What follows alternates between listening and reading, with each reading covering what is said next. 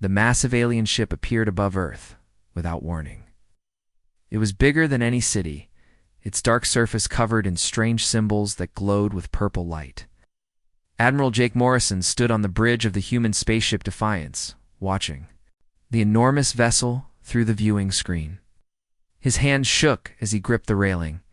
"Sir, we're getting a signal from the alien ship," said Lieutenant Sam Brooks from his communication station. His voice was tight with fear. "Put it through," Jake ordered. The main screen filled with the image of a tall, thin creature unlike anything humans had ever seen. Its skin was pale blue and seemed to glow from within. Its eyes were large and completely black, like looking into deep space. When it spoke, its voice came through the ship's speakers with perfect English. "I am Ambassador Zethkri of the Galactic Council," the being said. Its voice was cold and emotionless. "We have come to deliver judgment upon your species."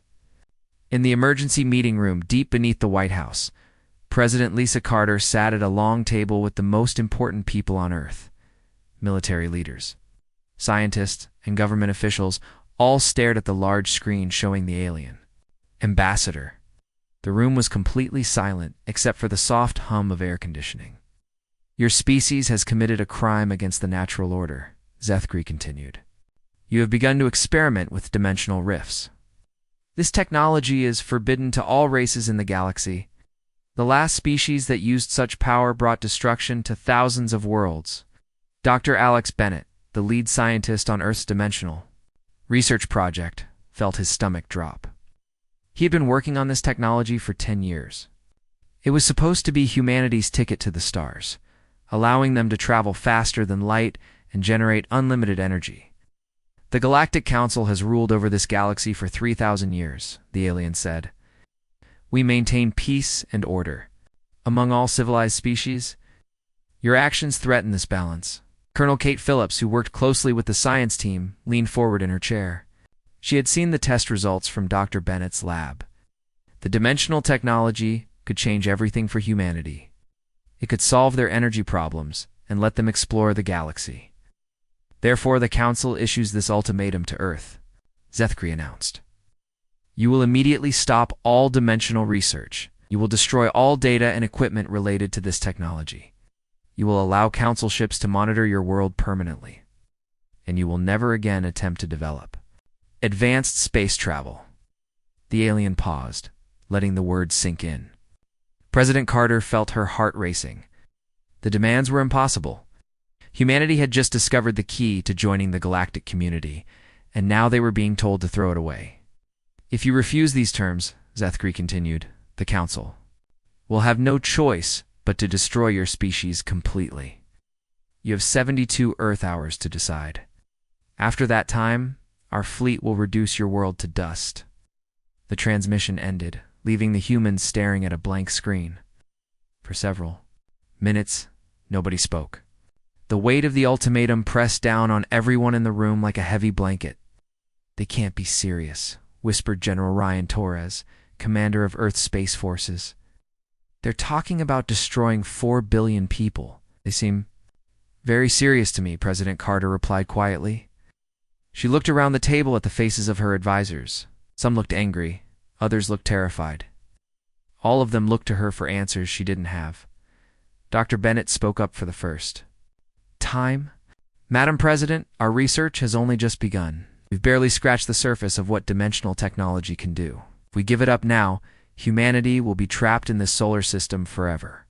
And if we don't give it up, there won't be a humanity left to worry about," Colonel Phillips pointed out. Outside the meeting room, the world was already changing.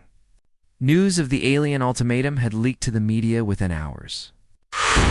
People filled the streets of every major city, some protesting, others praying, many just standing and looking up at the sky where the alien ship hung like a dark cloud. In his laboratory in Colorado, Dr. Bennett stared at years of research data flowing across his computer screens. His assistant, Dr. Rachel Kim, worked at another station, her fingers flying over the keyboard as she tried to understand more about the alien's claims. "Alex, look at this," Rachel called out. "I've been analyzing the energy signatures from that alien ship. Their technology is similar to ours, but much more advanced. They're definitely using some form of dimensional manipulation themselves. Dr. Bennett walked over to her station. What are you saying? I'm saying they're hypocrites, Rachel replied. They use this technology themselves, but they don't want us to have it. The question is why. Back in space, Admiral Jake Morrison received new orders from Earth's command. All ships are to maintain defensive positions, the message read. Do not engage the alien vessel unless directly attacked. We need time to find a solution. Jake looked out at the alien ship again. It hadn't moved since arriving, just floating. They're like a waiting predator. He had spent his whole career protecting Earth from threats, but nothing had prepared him for this. Captain Maria Santos, commander of the mining ship Horizon, was returning from the asteroid belt when she saw the alien vessel. Her ship was small compared to the massive alien craft, but she had spent years learning to fight pirates and raiders in the outer system. She knew that sometimes the smaller ship could win if the pilot was smart enough. As the first day of the Ultimatum passed, humanity struggled with an impossible choice. Give up their dreams of the stars and live as prisoners in their own solar system, or fight against an enemy so powerful they could destroy worlds. The clock was ticking, and Earth's fate hung in the balance. While President Carter and the world leaders argued about surrender, Dr. Alex Bennett worked through the night in his underground laboratory. The facility was buried deep in the Rocky Mountains, hidden from satellites and protected by thick layers of concrete and steel. It built this place to conduct the most dangerous experiments with dimensional energy. Dr. Rachel Kim sat at her computer station, her eyes red from staring at data for 18 straight hours. Information from the ancient ruins discovered on Mars 5 years ago. The previous research teams had found strange metal objects in computer systems that were millions of years old. Alex, you need to see this, Rachel said, her voice shaking with excitement and fear. I've been comparing the energy readings from the Galactic Council ship with the data from the Martian ruins. Dr. Bennett walked over to her workstation. On the screen were two sets of wave patterns, one from the alien ship above Earth and another from the ancient Martian technology. They looked almost identical. The signatures match, Rachel continued, but that's not the strange part. Look at this. She pulled up another set of data, this one showing massive energy bursts recorded throughout the galaxy over the past 3,000 years. These are the energy signatures from what the Council called the Destroyer War, she explained. But they don't look like weapon fire or explosions. They look like something else entirely. Captain Ryan Torres had been assigned to guard the research facility after the alien ultimatum. He was a tough soldier who had fought in the colony wars on Jupiter's moons. But as he looked at the data on Rachel's screen, he felt a cold fear growing in his stomach. What do you think they are? He asked. Rachel was quiet for a moment, then said softly, I think they're feeding patterns. The words hung in the air like a death sentence. Dr. Bennett felt his knees go weak. Feeding patterns? What do you mean? Look at the orbital mechanics, Rachel said, pulling up star charts. Every time one of these energy bursts happened, entire solar systems went dark. Not destroyed by war, just empty. All life gone, but the planet's still there. She showed them more data from the ancient Martian computers. The information was fragmented and hard to understand, but the picture it painted was terrifying. Galactic Council wasn't a government of peaceful aliens maintaining order in the galaxy. They were predators, and every intelligent species was their food. The Council has been harvesting civilizations for thousands of years, Dr. Bennett said. Understanding dawning on his face, they let species develop to a certain point, then they consume them. But why let them develop at all? Captain Torres asked. Why not just destroy them when they're primitive? Rachel pulled up more files from the Martian data. Because they need the life energy. The more advanced a civilization becomes, the more energy their minds and bodies contain. It's like raising cattle, but instead of waiting for them to grow physically, they wait for them to grow intellectually and spiritually. Oh. The three of them stared at the evidence in horror. Humanity wasn't being punished for developing dangerous technology. They were being prepared for harvest, and they had grown to advance too quickly. Dr. Bennett's hand shook as he accessed his dimensional research files. Our experiments didn't violate some galactic law, he said. They discovered the truth about what the Council really is. Meanwhile, Lieutenant Commander Sam Brooks was monitoring alien communications from his post on the space station Aurora. The station orbited Earth at a distance that let them intercept signals between the Council ships. Most of the transmissions were in alien languages that Earth's computers couldn't translate. But some contained mathematical formulas and energy readings that Sam could understand. What he found made him sick to his stomach. The alien ships weren't just warships. They were equipped with massive storage tanks and processing equipment. The translations that did come through used words like biomass quotas and energy extraction rates. These weren't the communications of soldiers preparing for battle. They were the work orders of butchers preparing for slaughter. Sam immediately sent his findings to Admiral Jake Morrison on the Defiance. When Jake read the report, he felt anger like he had never experienced before. The aliens hadn't come to punish humanity for breaking some cosmic rule. They'd come to harvest them like crops. Back in the mountain laboratory, Dr. Bennett was making a discovery that could change everything. The dimensional technology that had attracted the Council's attention could also be used as a weapon. The same energy that opened portals for space travel could create massive gravitational distortions. We can make artificial black holes, he told Rachel and Captain Torres. Small ones that last for only a few seconds, but powerful enough to tear apart a ship. Can we make them big enough to destroy that mothership? Torres asked Dr. Bennett. Ran calculations on his computer. Maybe, but we would need to modify our equipment in ways that could be very dangerous. One mistake, and we could create a black hole that would swallow the Earth. Rachel was studying the alien ship's technical specifications, trying to understand how their technology worked. Their ships used dimensional energy for everything, she said. Propulsion, weapons, shields, even life support. We can disrupt their dimensional fields, their ships will be helpless. As the second day of the ultimatum began, the three scientists realized they had found the truth the Galactic Council would kill to keep hidden. Humanity wasn't alone in the galaxy, but they weren't safe either. Every intelligent species was livestock in a cosmic farm, kept alive only until they were ready for slaughter, but they had also found hope. The Council's own technology could be turned against them. The predators had made themselves vulnerable to their own weapons. The question now was whether humanity would have enough time to prepare before the harvest began. President Lisa Carter stood before the emergency session of the United Earth Government.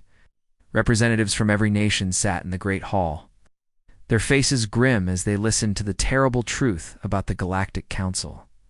The evidence from Dr. Bennett's team had been shared with every world leader. And now, humanity faced the most important decision in their history. We have less than 24 hours left, President Carter said, her voice carrying across the silent room. The choice before us is simple. We can surrender and hope the Council will be merciful, or we can fight back knowing we might not survive. The British Prime Minister stood up first. If we surrender, we become slaves. If we fight, we die as free people. I vote to fight. One by one, the other leaders voiced their agreement. It was unanimous. Humanity would not go quietly into the night. Dr. Bennett received the news while working frantically in his laboratory. The president had authorized Operation Prometheus, named after the ancient Greek hero who stole fire from the gods. Humanity would steal the fire of dimensional technology and use it against their would-be destroyers. We need to turn every ship into a weapon, Dr. Bennett told his expanded team of scientists and engineers. The laboratory had become a war room, filled with people working around the clock to save their species. Dr. Rachel Kim had discovered something crucial about the Council ships. Their hulls are made from a metal that actually amplifies dimensional energy, she explained to the gathered scientists. It makes their ships incredibly powerful, but it also makes them vulnerable to dimensional weapons. It's like they're wearing armor made of explosives, said Dr. Peter Hayes, one of the new scientists assigned to the project. Hit them with the right frequency of dimensional energy, and their own hull material will tear their ships apart. Coordinated with military bases around the world and throughout the solar system. Every available ship was being recalled to Earth. Mining vessels from the asteroid belt, research ships from Jupiter, even the luxury cruise ships that carried wealthy tourists to Mars. All of them would be converted into weapons of war and engineer. Maria Santos led the retrofit teams working at the orbital shipyards. She had spent her career building peaceful ships for exploration and commerce. Now she was turning them into instruments of destruction. The cargo ship Horizon can carry our biggest dimensional weapon, she told Colonel Phillips over the communication link. But the energy requirements are massive. The ship might not survive firing it. That's a risk we have to take, Phillips replied. How many ships can we arm with dimensional weapons? Maybe 200, Maria said. The smaller ships can only carry basic disruptor weapons, but they might be enough to damage the Council vessels. Captain Ryan Torres volunteered to pilot the first prototype weapon ship. The modified corvette Vengeance had been equipped with an experimental dimensional bomb that could tear a hole in space itself.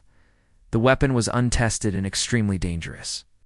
Sir, there's a good chance the weapon will destroy our own ship when it fires, Torres told Admiral Jake Morrison. Are you sure you want to do this? Morrison asked. Torres looked out at the alien ship hanging over Earth like a sword about to fall. My daughter lives in Denver. My son just started college in New York. If we don't stop these things, they're all dead anyway.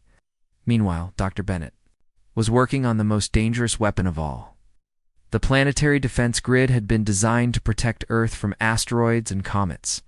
Now, he was modifying it to generate a massive dimensional field that would surround the entire planet. If this works, no Council ship will be able to get close to Earth, he explained to President Carter during a secure video call.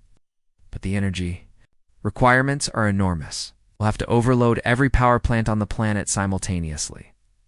What are the risks? Carter asked. The feedback could kill me and anyone else directly connected to the system, Bennett said quietly. And if we miscalculate, we could accidentally create a black hole that swallows the Earth. Do it, Carter said without hesitation. As the final hours of the ultimatum counted down, humanity prepared for war. In space stations and moon bases, families said goodbye to each other.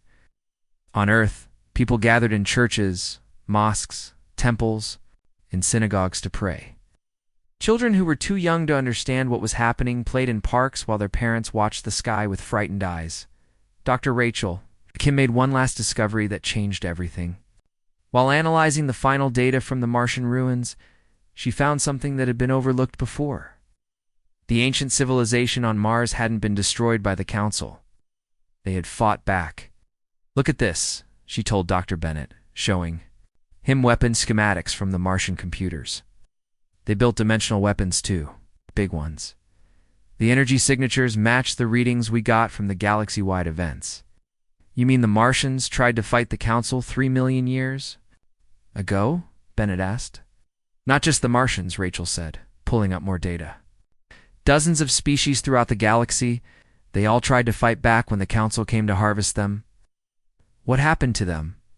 Rachel was quiet for a moment. They lost. But they hurt the Council badly in the process. That's why the Council is so afraid of dimensional weapons. The last time a species developed this technology, it almost destroyed them. Dr. Bennett felt a strange sense of hope. Humanity wasn't the first to fight back, and the Council could be hurt. They weren't invincible gods. They were predators who had grown fat and lazy after thousands of years of easy hunting. Send this information to all our ships, he told Rachel. Let everyone know that we can win this fight. As the ultimatum entered its final hours, the Council ship began to move. It descended toward Earth's atmosphere, preparing to begin the harvest. But humanity was ready for them. 200 armed ships waited in Earth's shadow, their crews prepared to die for their homeworld. On the surface, Dr. Bennett placed his hands on the control panel for the planetary defense grid. The system hummed with barely contained energy, ready to turn Earth itself into a weapon. The final battle for humanity's survival was about to begin. The 72 hours were up. A massive Council ship moved slowly toward Earth, its hull glowing brighter as weapons systems came online. Behind it, more alien vessels emerged from hyperspace. The harvest fleet had arrived. Admiral Jake Morrison watched from the bridge of the Defiance as enemy ships filled the space around Earth. There were dozens of them, each one bigger than humanity's largest battleship. But Jake wasn't afraid anymore. He was angry. All ships. This is Admiral Morrison. He spoke into his communicator. The enemy expects us to surrender or die quietly. They're about to learn they were wrong about humanity. Captain Ryan Torres sat in the pilot's seat of the Vengeance, his hands steady on the controls despite the dimensional bomb strapped to his ship's hull. The weapon was completely untested, but the scientists believed it could tear a hole in reality itself. Torres to all ships, he said over the radio. Remember, we're not just fighting for Earth. We're fighting for every species these monsters have murdered over the past 3,000 years. The first Council ship to enter Earth's atmosphere was a Harvester, a massive biomechanical horror designed to process entire cities at once. Its hull was covered in tubes and storage tanks, where human bodies would be liquefied and stored for transport. Captain Maria Santos piloted the modified cargo ship, rising directly at the Harvester. Her ship carried the largest dimensional disruptor, weapon the humans had built. She knew firing it would probably destroy her own vessel, but she didn't care. "This is for my brother," she whispered, thinking of her sibling who had died in the Jupiter colony wars. "And for every person who won't get to see tomorrow." She fired the weapon. A beam of twisted space-time lanced out from the horizon, striking the Harvester's hull. The alien ship's own metal began to resonate with dimensional energy, tearing itself apart from the inside. The massive Harvester broke in half, its contents spilling into space. But the weapon's recoil shattered the Horizon's hull. Maria had just enough time to smile before her ship exploded in a ball of fire. The battle spread throughout Earth's orbital space. Human ships, outnumbered 10 to 1, threw themselves at the alien fleet with desperate courage. Mining ships rammed into Council vessels. Tourist liners fired their small weapons until their hulls melted from the heat. Dr. Alex Bennett watched the battle from his underground laboratory, while his hands worked the controls of the planetary defense grid. The system was drawing power from every nuclear reactor, solar panel, and wind turbine on Earth. The dimensional field was building slowly around the planet. "Alex, the power levels are getting dangerous," Dr. Rachel Kim warned him. "If we push much harder, the grid could overload." "We have to hold the field," Bennett replied, sweat running down his face. "If even one Harvester gets through to the surface, millions of people will die." Above them, Captain Torres began his final run at the Council command ship. The alien vessel was enormous, its crystalline hull reflecting the explosions from the battle around it. Torres could see weapon ports opening along its surface, preparing to fire on Earth itself. "Vengeance to Earth control," he said calmly. "Beginning attack run on primary target." The Council ship's weapons fired at him, beams of energy that could vaporize a mountain. Torres rolled his ship between the blasts, using every trick he had. Learned in 20 years of combat flying, hull was scorched and his shields were failing, but he kept flying toward his target. "Come on, you monsters," he muttered. "Let's see how you like a taste of your own medicine." He activated the dimensional bomb. The weapon didn't explode in the normal sense.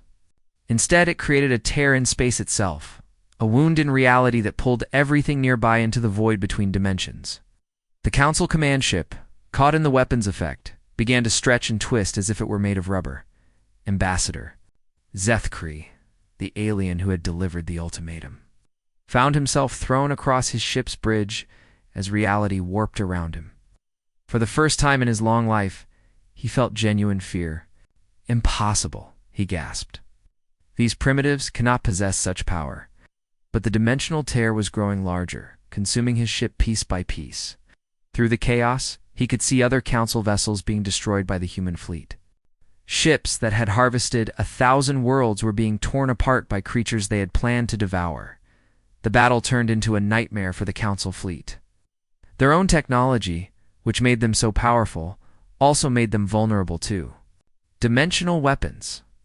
Every time a human ship fired a disruptor beam, another alien vessel tore itself apart. On Earth's surface, Dr. Bennett felt the planetary defense grid reaching its limit. The dimensional field around Earth was stable, but maintaining it was killing him. Energy feedback burned through his nervous system like fire. Da-da-da-da-da.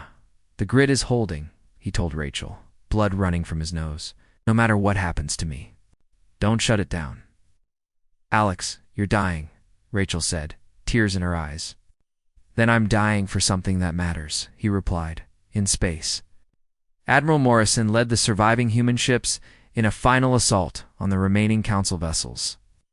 Half of humanity's fleet was gone, but they had destroyed 3/4 of the enemy armada. All ships, concentrate fire on the harvesters, Morrison ordered. Don't let any of them reach the surface. The last major Council ship, a massive dreadnought, tried to retreat toward hyperspace. But Captain Torres's dimensional weapon had done more than destroy the command ship. It had created a permanent rift in space that blocked the aliens' escape route. You're trapped here with us, Morrison said, over an open channel to the surviving Council ships. And we're not finished yet. The alien fleet, reduced to a handful of damaged vessels, found themselves surrounded by angry humans who had learned the truth about their would-be conquerors. The predators had become the prey. Humanity was hungry for justice. Ambassador Zethkri, his command ship crippled and drifting, sent a desperate message to the human fleet. You don't understand what you've done, he pleaded. The harvest maintains the balance of the galaxy. Without it, ancient evils will wake. Admiral Morrison's response was simple and final. And we'll face those evils as free beings, not as your livestock. The battle for Earth was ending, but the war for the galaxy's soul had just begun. 3 months after the battle, Earth was a different world. The orbital shipyards worked day and night, building new vessels to replace the fleet that had died protecting humanity. But these weren't ordinary ships. They were built with dimensional technology, weapons that could tear holes in space itself. Admiral Jake Morrison stood in the command center of the new space station Liberty, watching construction crews work on the latest batch of warships.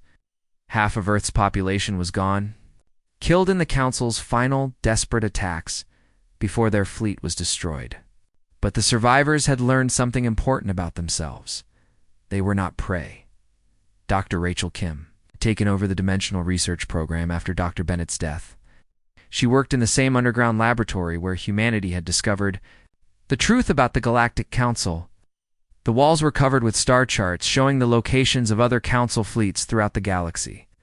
We've identified 47 harvest worlds, she told President Lisa Carter during their weekly briefing.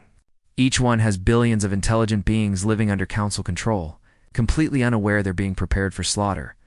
How long before we can help them? Carter asked. Our new ship should be ready within the year, Rachel replied. Oh, but we're also detecting something else. The dimensional weapons we used in the battle have had unexpected effects. She pulled up a map of local space, showing strange energy readings spreading outward from Earth like ripples in a pond. We've torn holes in the fabric of space-time. Some of them are getting bigger.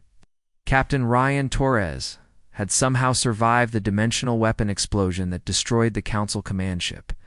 His body had been changed by exposure to the energy, allowing him to phase in and out of normal space. He had become something new, something the galaxy had never seen before.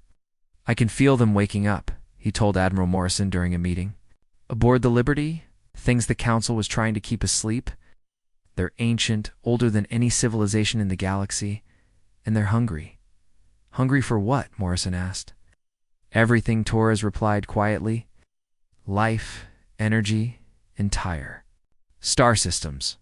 The Council wasn't lying about the danger. They were just the smaller threat. On the edge of the solar system, automated sensors detected the first signs of what was coming. Space itself began to ripple and twist as something massive moved through. Dimensions humanity couldn't understand. The readings were unlike anything in Earth's databases. Dr. Kim studied the sensor data with growing alarm. It's bigger than a planet, she told her research team. It's maybe bigger than a star, and it's headed this way.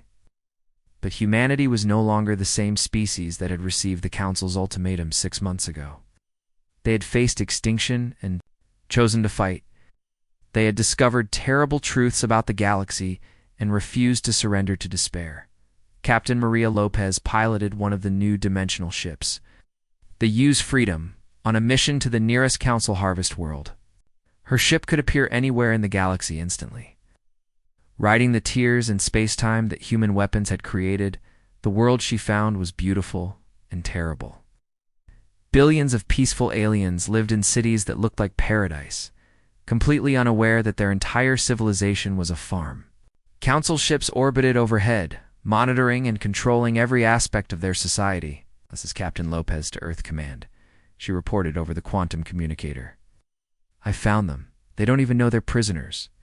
The liberation of the harvest worlds began quietly. Human ships would appear without warning, destroy the council monitoring stations, and broadcast the truth to the enslaved populations below.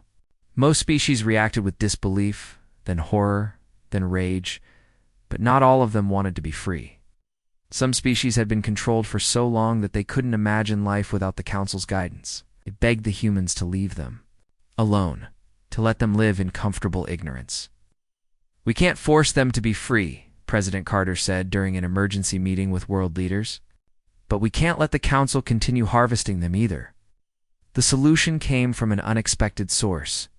The surviving council members, trapped in damaged ships throughout human space, offered to make a deal. Ambassador Zethkri, his once proud form now broken and weak, appeared on the main screen in the Liberty's command center. You have doomed us all, he said to Admiral Morrison. The sleepers are waking because the harvest has stopped. Soon they will consume everything. Then help us fight them, Morrison replied. Impossible. Your species cannot comprehend their power. They are to us what we were to you. But there is another way. Zethkri explained that the ancient creatures, the sleepers, fed on life energy from across the galaxy. The Council's harvest had been providing just enough energy to keep them dormant. Now that the harvest had stopped, they were beginning to wake. We can build a new system, the alien said. Voluntary energy donation instead of forced harvesting. Some beings can provide life force without dying. It will not be enough to maintain their deep sleep, but it might keep them calm enough to negotiate with. Dr. Kim was skeptical. How do we know you're telling the truth? How do we know this isn't another trick? Because Zethkri said sadly, my people will be among the first consumed when the sleepers fully wake. We have no choice but to trust each other now. The first sleeper ship appeared at the edge of Council space 2 weeks later. It was impossible to describe in human terms. It existed in multiple dimensions simultaneously, a writhing mass of dark energy that consumed light itself. Entire star systems went dark as it passed, but humanity had learned something important in their fight against the Council. They learned that even ancient powerful enemies could be hurt. They learned that freedom was worth any price, Captain. Torres, his body, now more energy than matter, volunteered for the most dangerous mission in human history. He would take a dimensional weapon into the heart of the sleeper ship and try to communicate with the ancient intelligence inside. If I don't come back, he told Admiral Morrison, tell my kids that their father died fighting monsters so they could live free. You'll tell them yourself when you get back, Morrison replied. Torres smiled and stepped into the dimensional portal that would carry him into the unknown. Behind him, humanity prepared for a war that would decide the fate of every living thing. In the galaxy, the Council had given Earth an ultimatum, expecting humanity to surrender or die. Instead, they had awakened something far more dangerous than they could have imagined. They had awakened the human spirit, and now that spirit would either save the galaxy or watch it burn in freedom's fire. The greatest battle was yet to come.